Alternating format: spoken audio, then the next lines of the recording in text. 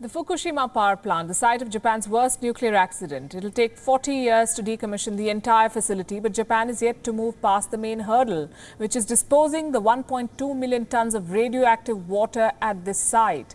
Reports indicate that the government is now considering a controversial dump site, the Pacific Ocean. 2011. Disaster strikes Japan. A nuclear accident at the Fukushima plant, triggered by a massive tsunami and earthquake.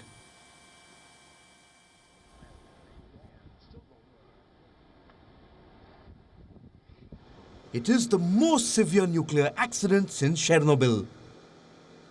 To stabilize the reactors, authorities used thousands of tons of water. Water that remains at the accident site to this day. These tanks hold close to 1.2 million tons of contaminated water. There are more than 1,000 of these at Fukushima. The water inside has been filtered to reduce radioactivity, but one isotope, tritium, remains. If consumed in large quantities, tritium can be harmful.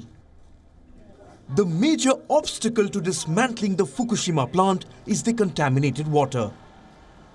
What do you do with 1.2 million tons of radioactive water?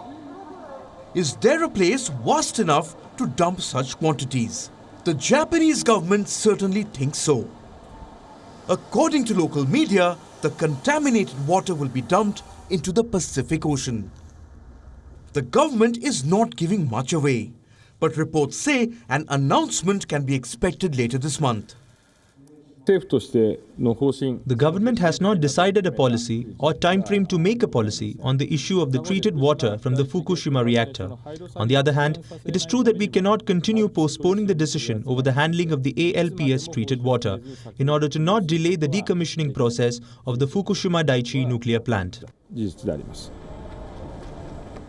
Earlier this year, a government panel gave two recommendations: releasing the water into sea or evaporating it. Both were described as realistic options. Under the current plan, the contaminated water will be mixed with seawater inside the facility. It will then be released gradually into the ocean. A process that is expected to take around 30 years. There's nothing new about ocean dumping. Even the International Atomic Energy Agency endorses it. Properly filtered water can be released into the ocean after adequate dilution. But when it comes to nuclear contamination, there is always a risk. The fishing community argues that the dumping will affect marine life. They say customers will shun their produce once the water is released. Countries like South Korea have already banned imports from the region.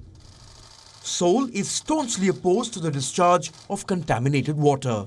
It will be a challenge for Tokyo to get all stakeholders on board, especially under a new Prime Minister. But disposing the contaminated water is a national priority. Every day of inaction is producing 170 tons of wastewater at the facility. Bureau Report, WION World is One. Thank you for watching Gravitas on WION's YouTube channel. If you want to stay up to date with what's happening around the world, then subscribe to our channel and don't forget to like and share. Thank you very much for watching WION World is One.